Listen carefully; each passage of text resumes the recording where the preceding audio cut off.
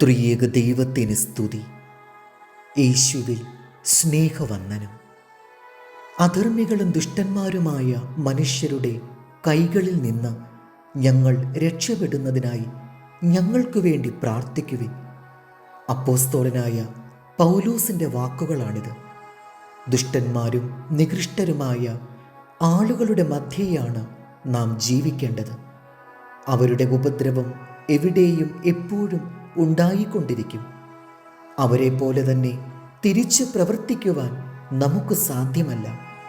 പ്രാർത്ഥനയുടെ ശക്തിയിൽ ആശ്രയിച്ചാണ് പൗലോസ് അവരോട് എതിരിടുന്നത്.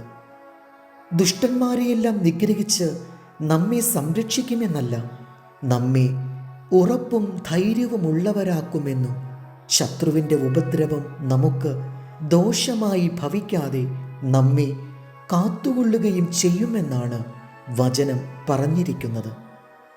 ശത്രുക്കളെ നശിപ്പിക്കുന്ന ദൈവത്തെയല്ല, ആപത്തുകാലത്ത് ഉറച്ചു നിൽക്കുവാനുള്ള കരുത്തു തന്ന് നമ്മെ രക്ഷിക്കുന്ന ദൈവത്തെയാണ് പൗലോസ് ചൂണ്ടിക്കാണിക്കുന്നത്. നമ്മുടെ ശത്രുക്കളെല്ലാം നശിക്കണമെന്ന് പലപ്പോഴും നാം ആഗ്രഹിക്കുന്നു. ദൈവം അവരോട് പ്രതികാരം ചെയ്ത് ശിക്ഷിക്കണമെന്നും നാം പ്രാർത്ഥിക്കും. ശത്രുക്കൾക്ക് ആപത്ത് സംഭവിച്ചാൽ ദൈവം അവരെ ശിക്ഷിച്ചു എന്ന് പറഞ്ഞ് സന്തോഷിക്കും. ആ വിധത്തിൽ നാം ആഗ്രഹിക്കരുത്. അത് ഒരു ഭക്തന് ഒട്ടും യോജിച്ചതല്ല. ദൈവം നമ്മെ ശത്രുക്കളിൽ നിന്ന് രക്ഷിക്കുവാനാണ് ഇഷ്ടപ്പെടുന്നത്. അവരുടെ ദോഷപ്രവൃത്തികൾ നമ്മെ ബാധിക്കാത്ത വിധം ദൈവം പ്രവർത്തിക്കുമെന്ന് വിശ്വസിച്ച് ധൈര്യപ്പെടാം. ഇപ്പോൾ നമ്മെ ഉപദ്രവിക്കുന്നവർ മുഖേന ഭാവിയിൽ നമ്മെ സഹായിക്കുവാൻ ദൈവം ഉദ്ദേശിക്കുന്നുണ്ടായിരിക്കും. അവരെ ഇപ്പോൾ സംഹരിച്ചാൽ അതിനുള്ള സാധ്യതയില്ലല്ലോ.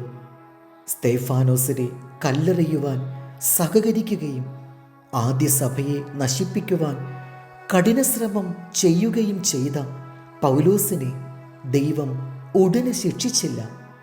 ഭാവിയിൽ അപ്പോസ്തോല ഗണത്തിൽ ഉൾപ്പെടുത്തി അദ്ദേഹത്തെ സഭയുടെ പ്രധാന ശില്പിയാക്കുവാൻ ദൈവം ഉദ്ദേശിച്ചിരുന്നു. ദൈവം ദുഷ്ടന്മാരെ നശിപ്പിക്കാതെ അവരുടെ ഉപദ്രവത്തിൽ നിന്നും നമ്മെ രക്ഷിക്കുന്നത് ഭാവിയിൽ അവരെ കൊണ്ട് നമുക്ക് പ്രയോജനം വരും എന്നതിനാലാണ്.